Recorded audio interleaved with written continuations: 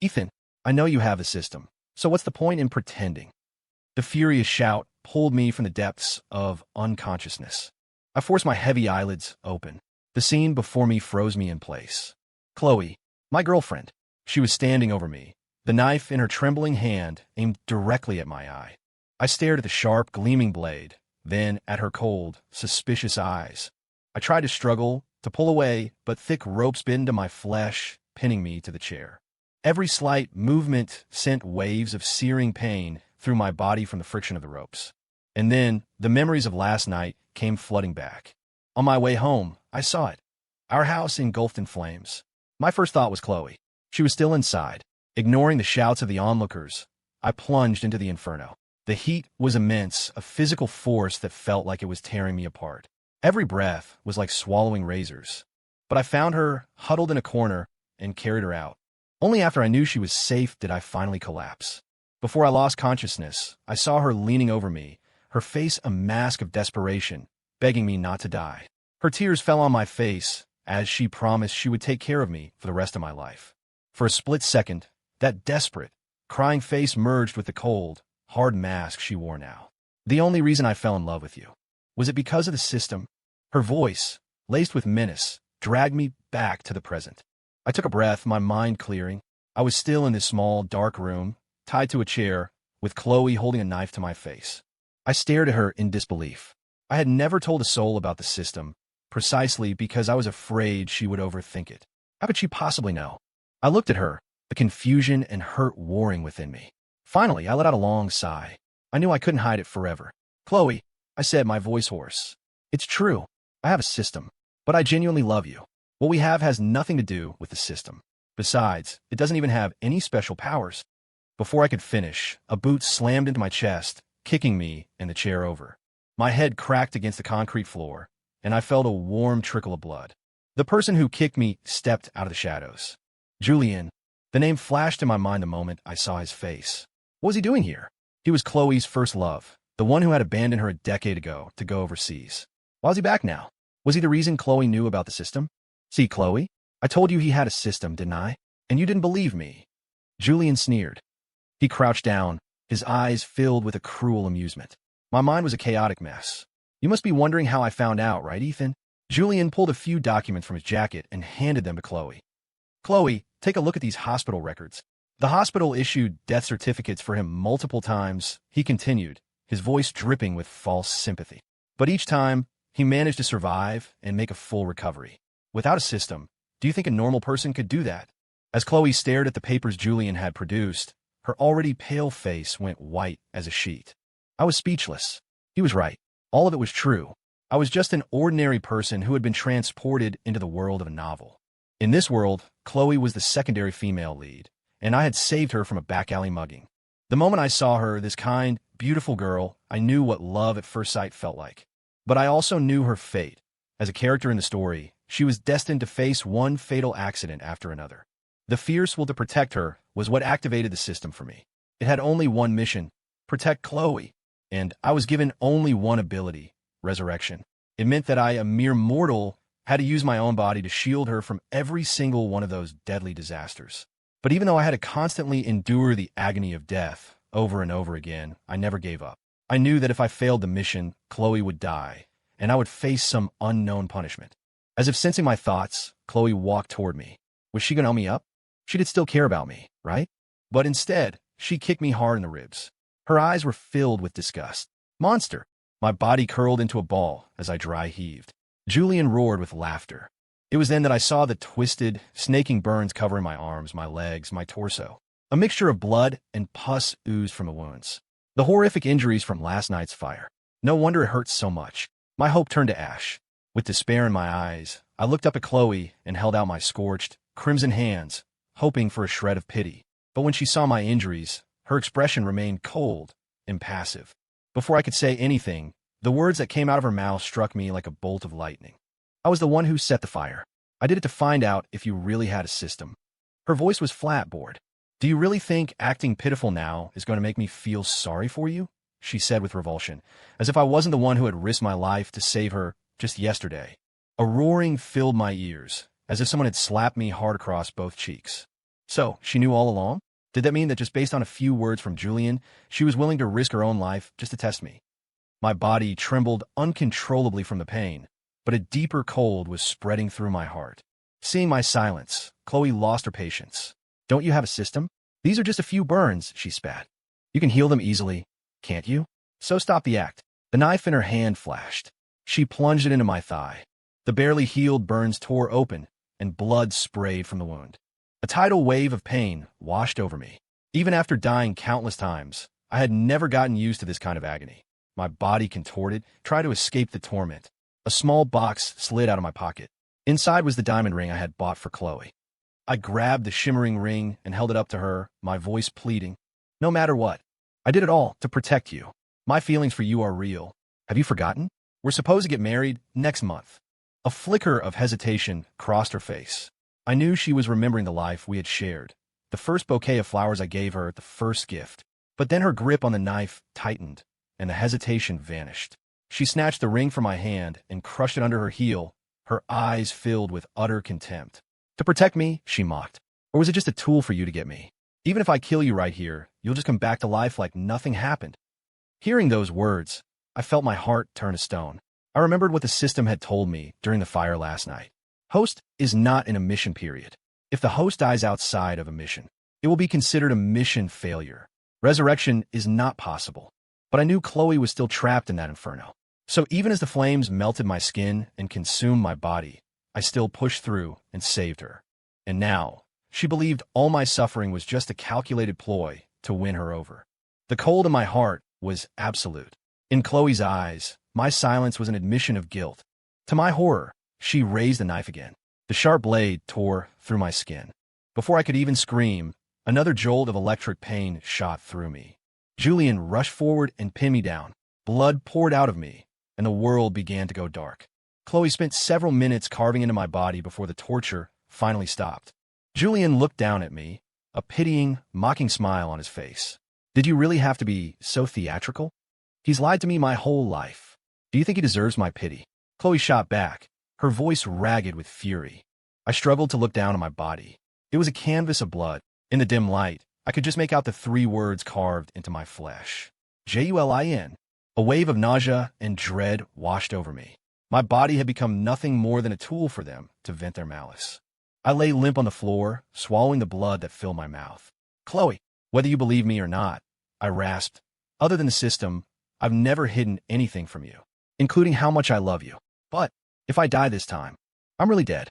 I put every last bit of strength into my voice, hoping to find a spark of compassion in her. Chloe swayed on her feet when she heard my words, her hands still covered in my blood. Panic flashed in her eyes. She hesitated.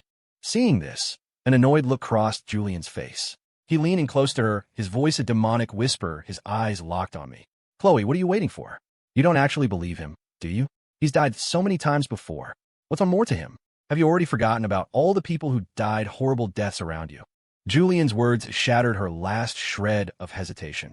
Her face twisted into a monstrous mask of grief and rage, tears streaming down her cheeks.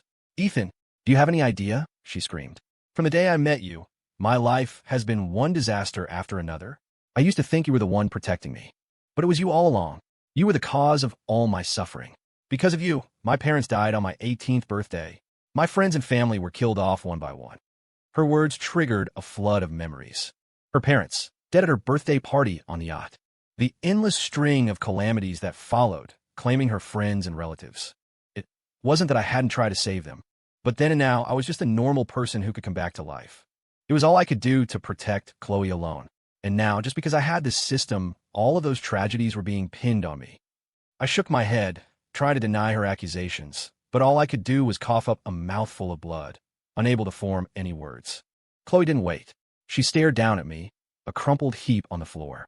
She raised the knife and plunged it into my chest. The freshly scabbed wounds from the fire tore open again. Pain washed over me, but I no longer had the strength to even scream. The pain you're feeling now, she seethed, is not even 1% of what my parents, my family, my friends went through. You think you're in pain? What about me? The gentle girl I knew was gone, replaced by this screaming stranger, convicting me of crimes I never committed. You should have known this was coming the day you kill my parents. Why didn't you just die in that fire? It would have been better than torturing me like this. Fine. I'll let you feel what this kind of heartbreak is like. Her expression was wild, crazed. The knife fell like raindrops, stabbing over and over in the area around my heart. Blood gushed from my wounds like a spring. I collapsed completely, the pain finally pulling me into darkness. Agony woke me again. I was still in the dark room. Chloe was sitting on top of me, nearly exhausted, tears slowly dripping from her eyes. I lay on the floor, breathing my last, looking up at my girlfriend with sorrow-filled eyes. My lips moved, forming weak, soundless words. She seemed to realize I was trying to say something and leaned down, put her ear to my lips. Fractured spine, snapped neck, ruptured heart, punctured skull. I whispered, brain damage, organ failure. Chloe, the truth is I'm just a weak, normal guy who can come back to life. Every time I saved you, I had to die, then resurrect. But I don't regret it. As long as you were alive, I was willing. My breath was a faint whisper as I slowly recounted every way I had died for her over the past 10 years. I wasn't trying to move her now. I was just trying to stay alive. But it hurts so much, Chloe. Every single time, it was so painful to die. Clang. The knife fell from her hand and hit the floor. I looked up at her. Her tears were falling onto my chest. She had dissolved into a mess of sobs, her hands covering her face. Why? Why did it have to turn out like this? She cried. A bitter taste filled my mouth. I managed a weak, sad smile. Is this what I wanted? Chloe opened her eyes again. The hesitation I saw there lasted only a moment before it hardened into resolve. The only reason I ever loved you was to repay my debt to you, she said, her voice cold again. After you killed so many people, you still expect me to fall for your lies? Julian, who had been watching from the side, finally walked over, a look of satisfaction spreading across his face. He picked up the knife from the floor and placed it back in Chloe's hand. Kill him, he murmured. Are you really going to let the man who killed everyone you love keep living? Do you still believe that someone with a system could ever truly love you? Kill him, while you still have a chance. His whispers fanned the flames of her anger.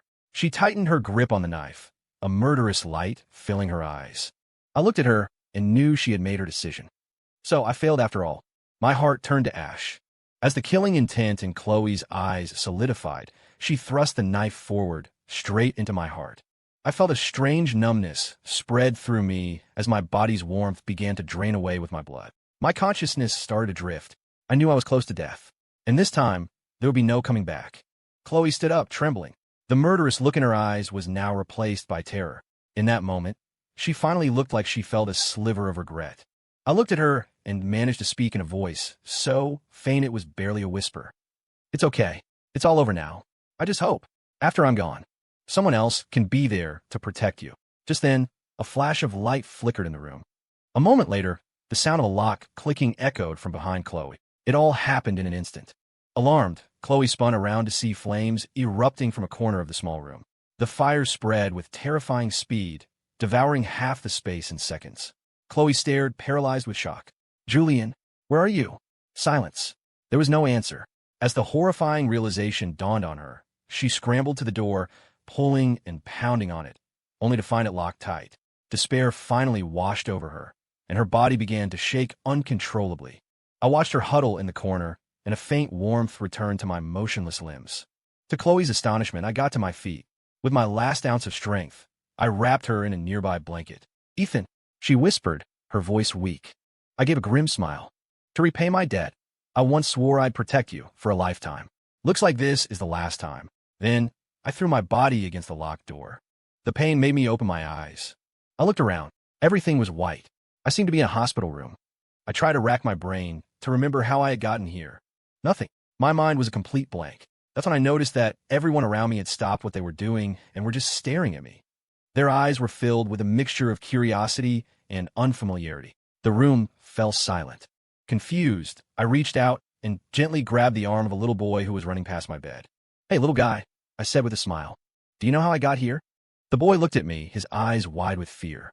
He tried to pull away, but seeing he couldn't break my grip, he finally answered timidly. The grown-ups told me not to look, but I peeked. When you came to the hospital, you were all burned up. It was so scary, but it's only been a few days, and now you look like this. It's so weird. I almost think I remembered it wrong. He wrenched his arm free and darted out of the room. His words didn't clear up any of my confusion. Burned up. I carefully checked my body. Other than a few knife scars on my chest, I only had a few minor burns. The kid couldn't have been lying, could he? Full of questions, I spoke with my doctor, Dr. Evans. His eyes, too, were filled with a professional curiosity. He confirmed that what the child had said was true. But when I told him I couldn't remember anything from before, he had an answer for my confusion. Amnesia. But my brain scans showed no physical damage, so it had to be psychological. Judging by the pitying looks they gave me, I had a feeling that losing my memory might not have been a completely bad thing. Until she appeared. A few days after I woke up, a woman started to linger outside my hospital room door. She seemed afraid of being seen, always glancing in for just a moment before quickly leaving. I asked the other patients if they knew her, but no one did. This only made me more certain that she was here to see me, and that I must have known her before I lost my memory. Curiosity got the better of me. One day, after she left, I quietly followed her. At a corner, she finally saw me. The moment she laid eyes on me, she was overcome with emotion, looking as if she were about to burst into tears. I held out my hand and smiled politely. "Hi, I'm Ethan. Do I know you?" Her eyes filled with disbelief as she stared at my outstretched hand. Her own hands trembled, reaching out as if to take mine before pulling back. She didn't answer. Seeing her distress, I decided not to press her. "Oh, my mistake. Sorry about that." With a casual laugh, I turned and walked away, but I hid around the corner, where I overheard her talking to Dr. Evans. "Dr. Evans, what's wrong with him? Why doesn't he recognize me?" Her voice was filled with terror, punctuated by soft sobs, like a child whose favorite toy had been stolen. "Yes, Ms. Garcia, we only just discovered this ourselves. He has amnesia. It seems to be psychological in nature. As for his recovery, it's hard to say. It could be 10 days, maybe a month, or it could be a lifetime. Ms. Garcia, you need to be prepared for that." After Dr. Evans finished speaking, I heard her slide down the wall and sit on the floor, weeping quietly. Listening to their conversation, a mix of emotions washed over me as I silently mulled over the name Ms. Garcia. It was a name that felt both strange and familiar. After that day, Ms. Garcia started visiting more frequently. It went from once every couple of days to every day at noon, right on time. Sometimes she would bring a homemade lunch, but she kept her distance, just a quick glance from outside the room before leaving. She even had that little boy bring the lunchbox to me. Her eyes, however, grew more and more haggard each day. I felt a pang of guilt, but I couldn't bring myself to face her again. I was afraid of shattering the peace I now had. And there seemed to be some other emotion, something deeper, holding me back. One day, I was taking my usual walk in the hospital garden when I saw her by the swings. Her eyes were closed. I watched her quietly, her image slowly merging with a strange, hazy figure in my mind. I didn't make a sound. A gentle breeze rustled the leaves. She opened her eyes and saw me standing there, unable to slip away in time. I remembered our last encounter and turned to leave, but I felt a grip on my arm. I looked back. It was her, holding on to me tightly. "Ethan, please don't go, okay? Just wait." I looked into her bloodshot eyes, and my resolve wavered. I sat down next to her. She looked at me, her gaze full of pleading. "Ethan, you really don't remember me? Or are you just angry with me?" I found it almost laughable. "Miss Garcia, I believe that's what Dr. Evans calls you, right? He already told you, didn't he? I have amnesia. Even if I wanted to remember who you are, it's impossible." My eyes were empty, a blank slate, as if to remind her of the fact. She flinched as if struck and bit her lip hard, her hands gripping my arm even tighter. "Ethan, you don't even remember my name?" Her voice was tight with pain. "Fine, then I'll tell you. My name is Chloe Garcia. I've been your girlfriend for the past 10 years. Your fiancé.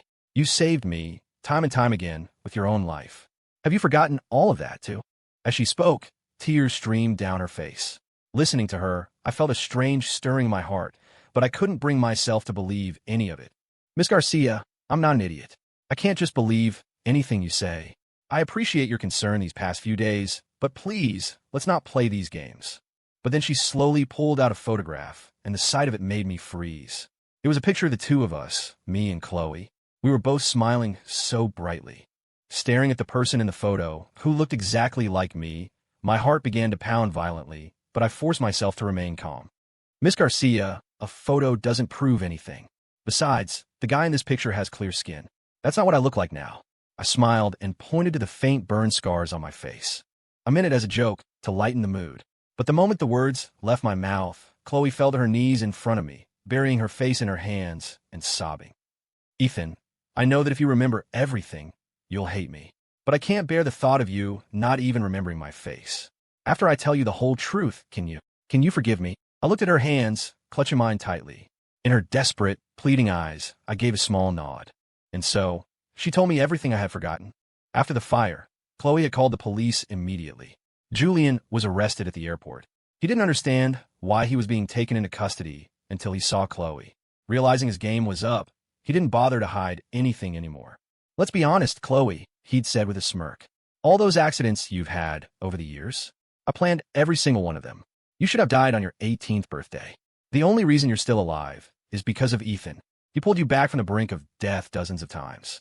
To be honest, I wasn't even sure if he had a system or not. And you just went and killed him. Isn't that hilarious?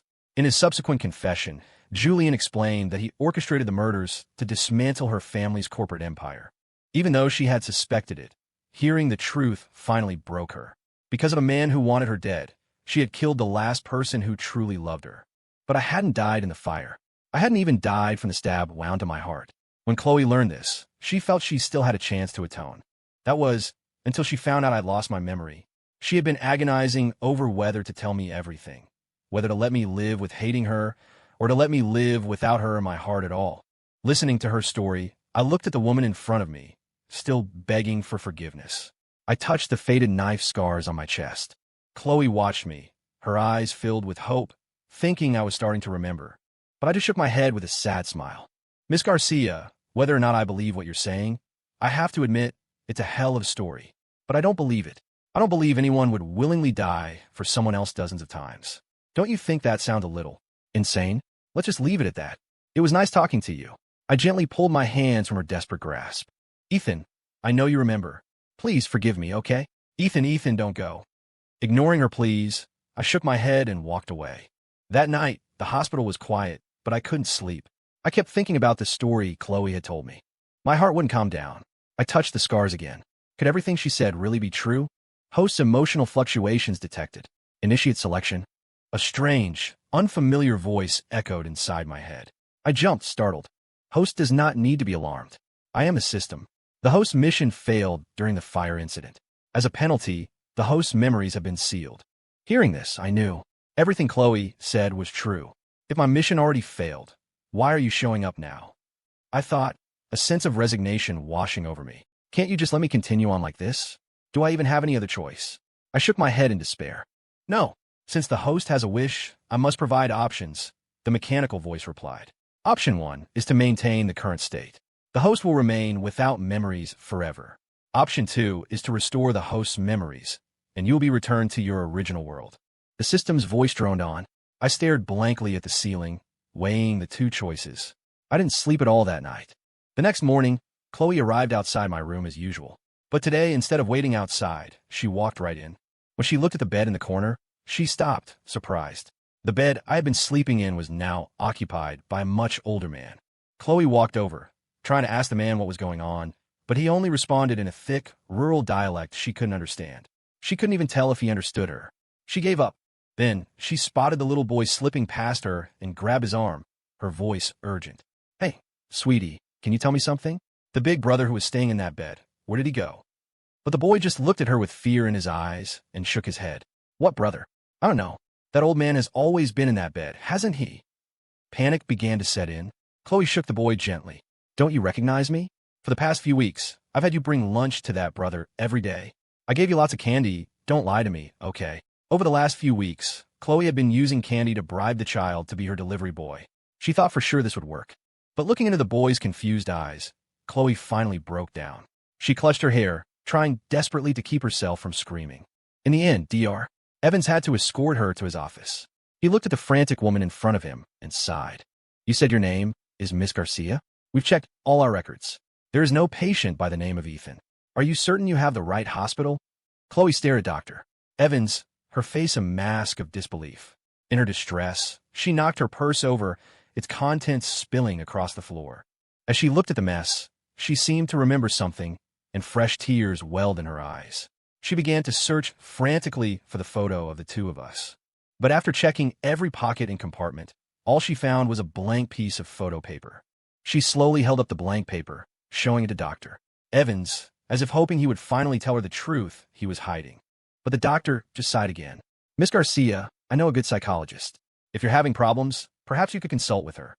Chloe couldn't hear the rest of what he was saying. She slowly cradled the blank piece of paper in her palm. In that moment, she perhaps finally realized that every trace of my existence had been erased. She finally gave up, saying goodbye to Dr.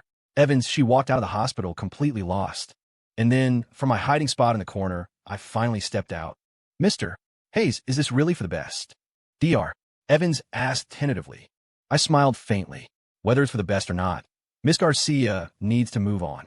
What good can come from being so fixated on the past?" After saying goodbye to Leo, the janitor who had taken my bed, and the little boy, I walked out of the hospital. The sunlight was brilliant. Instead of being trapped in the past, it was better to accept that the future will always arrive. And my new life would too. In my hand, I held a photo of me and Chloe. I slowly tore it into pieces and let them scatter in the wind. Chloe, the first time I met that boy, I was 10 years old. I had just saved him from a group of bullies. He didn't say much, just kept his head down and thanked me. I never realized then what that single moment would mean, or how it would change my entire life. In the blink of an eye, I was 18. At the yacht party my parents threw for me, disaster struck. The engine exploded, and my parents and I were thrown into the sea. My consciousness began to fade. Just as I knew there was no hope of being saved, a figure appeared by my side, using his own frail body to lift me to the surface. I survived, but my parents drowned. I hated myself. I hated that something so terrible had happened on my 18th birthday. But life had to go on. I tried to find the person who saved me, but he disappeared right after pulling me out of the water. Yet I had a feeling this wouldn't be the last time. I was right. Later, at a banquet hosted by my family, the crystal chandelier overhead came crashing down, and once again, that same figure threw himself in front of me. I watched, horrified, as shards of crystal embedded themselves in his back. But when he was taken to the hospital, the doctor said he had slipped away when the staff wasn't looking. In my memory, the image of this person and the one who saved me from the sea began to merge. That was only the second time. As I grew up, these accidents became more frequent, more terrifying. From 5 times to 10 to dozens. My friends and family died in them one by one. Some people said I was lucky to be alive, a sole survivor. Others called me a jinx, a harbinger of misfortune. But only I knew the truth. Whenever disaster was about to strike, that familiar figure would appear and shield me from it all. So there was no luck, and I was no jinx. I was just a child being protected by someone else. I was grateful to him, and I was terrified of him. Those feelings slowly twisted into dependency. And then, that person finally came in my life for real. His name was Ethan, a beautiful name. It felt like I had heard it somewhere before. We fell in love, and everything was perfect, until Julian reappeared and shattered our peace. He told me about Ethan's system. In that moment, all the memories came flooding back. I was back in the ocean where my parents had died. I could see the gruesome image of Ethan's fractured spine. It seemed that no matter what happened, Ethan could always survive. Fear consumed me. I didn't dare ask Ethan about it. If my entire life was being manipulated, if Ethan was the true source of all my suffering, what was I supposed to do? Julian gave me a way to find out. He told me to set my own house on fire and see if Ethan would appear again. I did as he said. As I sat in the corner of the burning room, I prayed that Ethan wouldn't come. But when he appeared, his body engulfed in flames, my last sliver of hope vanished. Perhaps this was the truth. Julian and I locked him in the basement. I was the one who plunged the knife into his heart. At the time, I didn't know if I regretted trying to kill him. But when the second fire consumed the entire room, when Julian disappeared, when Ethan, covered in blood and flames, stood up one last time, I knew. I regretted everything. His body seemed to shrink, to revert back to how it looked the first time I met him, when he was just a boy being bullied. In that instant, I understood it all. So, I had met you a long time ago. A single, clear tear fell from my eye, vanishing into the flames.